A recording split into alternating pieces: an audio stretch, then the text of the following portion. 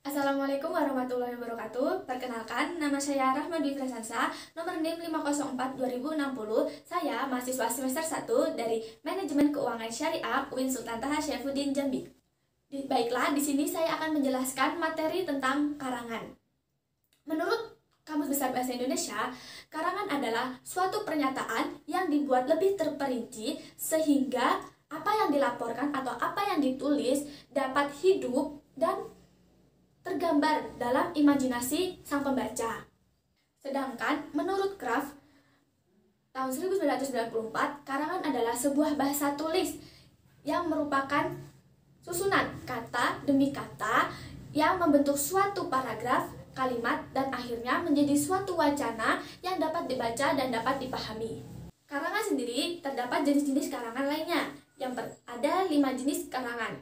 Yang pertama yaitu karangan deskripsi, yang kedua ada karangan narasi, dan yang ketiga ada karangan argumentasi, dan yang keempat ada karangan persuasi, dan yang kelima ada karangan eksposisi. Baiklah, yang pertama saya akan menjelaskan tentang karangan deskripsi. Apa sih karangan deskripsi itu? Karangan deskripsi adalah karangan yang menuliskan suatu objek atau peristiwa secara jelas dan terperinci agar sang pembaca dapat mendengar, melihat, dan merasakan apa yang kita gambarkan dan apa yang kita jelaskan atau paparkan dalam sebuah karangan tersebut. Jadi, karangan deskripsi ini berkaitan erat dengan panca indera manusia. Seperti pada contoh saat kita menggambarkan suatu ruangan. Misalnya, saat ini saya berada di dalam ruang tamu yang ukurannya tidak terlalu besar dan tidak terlalu kecil. Terdapat sebuah sofa yang berbentuk L dengan warna coklat dan sebuah meja dengan pot bunga di atasnya. Dan terdapat sebuah jendela dengan gorden berwarna abu-abu. Nah, seperti pada contoh itu, karangan deskripsi adalah menggambarkan suatu hal. Jadi, saat kita menjelaskan atau kita menuliskan sesuatu, kita harus menjabarkan bagaimana peristiwa saat itu atau gambarannya. Jadi, sang pembaca dapat membayangkan apa yang kita tulis. Untuk mengetahui apakah karangan ini karangan deskriptif atau bukan, saya akan membabarkan ciri-ciri dari karangan deskriptif. Yang pertama, karangan ini bersifat panca indera. Yang kedua, karangan ini dapat dirasakan apabila kita sedang membacanya.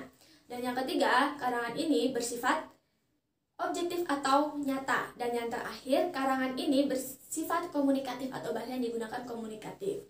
Seperti itu. Jadi karangan deskriptif itu karangan yang dapat kita rasakan. Intinya seperti itu.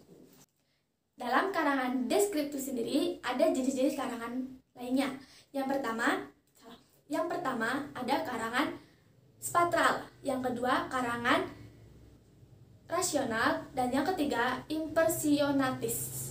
Baiklah, yang kedua saya akan menjelaskan tentang karangan narasi. Apa sih karangan narasi itu? Karangan narasi adalah suatu cerita atau peristiwa yang dibuat terperinci atau urutan waktunya itu jelas. Jadi sang pembaca itu dapat terhibur. Karangan ini dibuat agar pembaca terhibur dengan karya tulis yang kita ciptakan. Baik ini berupa karangan fiksi atau non-fiksi.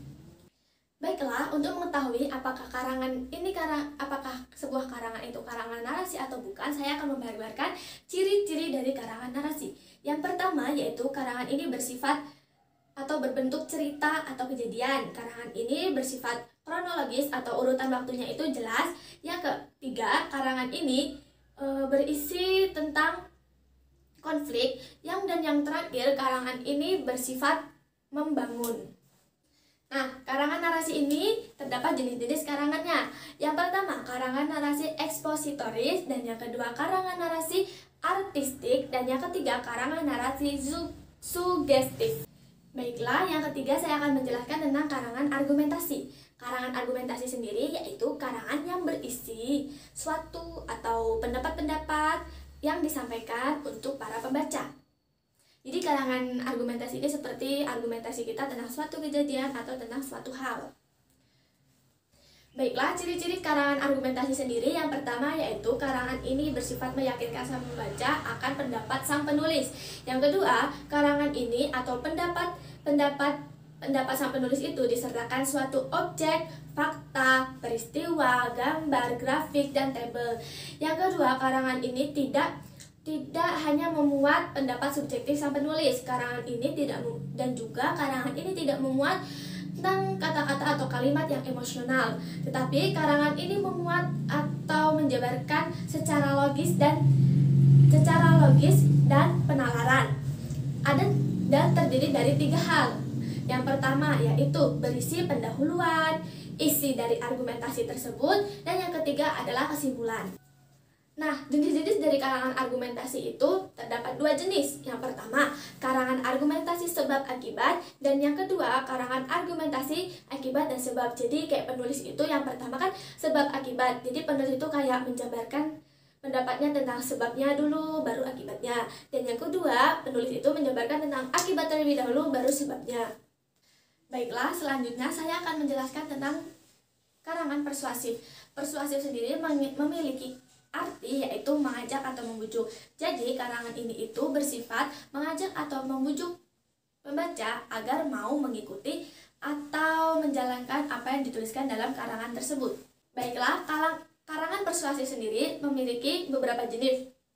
Yang pertama yaitu karangan persuasif politik, yang kedua karangan persuasif pendidikan, yang ketiga karangan persuasif advertensi, yang keempat karangan persuasif propaganda.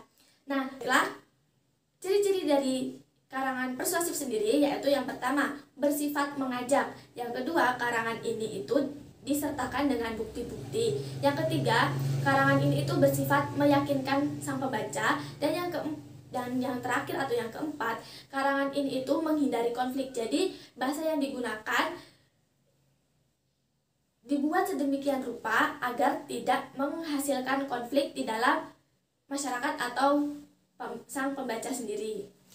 Baiklah, yang terakhir saya akan menjelaskan tentang karangan eksposisi. Karangan eksposisi adalah karangan yang berisi tentang penjelasan atau penjabaran penjelasan tentang pengetahuan atau informasi secara jelas dan terperinci. Baiklah, ciri-ciri dari karangan eksposisi sendiri yaitu yang pertama, karangan ini menjelaskan atau menjabarkan suatu informasi. Yang kedua, karangan ini bersifat objektif. Yang ketiga, karangan ini menjelaskan dan menjabarkan sesuai fakta. Yang keempat, karangan ini menjelaskan suatu peristiwa atau kejadian secara jelas dan terperinci. Yang kelima, karangan ini bersifat netral dan tidak memaksa pihak manapun untuk menyetujui karangan tersebut. Nah, jenis-jenis dari karangan eksposisi sendiri yaitu yang pertama ada karangan eksposisi deskripsi, yang kedua ada karangan eksposisi proses, yang ketiga ada karangan eksposisi ilustrasi, yang keempat ada karangan eksposisi klasifikasi, dan selanjutnya ada karangan eksposisi perbandingan dan pertentangan, dan yang terakhir ada karangan eksposisi laporan. Sekian yang dapat saya sampaikan mengenai materi karangan ini. Saya ucapkan terima kasih yang telah menyempatkan diri untuk menonton video saya, dan saya ucapkan terima kasih pada pihak-pihak yang telah membantu saya dalam menyelesaikan video ini. Saya akhiri. Wassalamualaikum warahmatullahi wabarakatuh.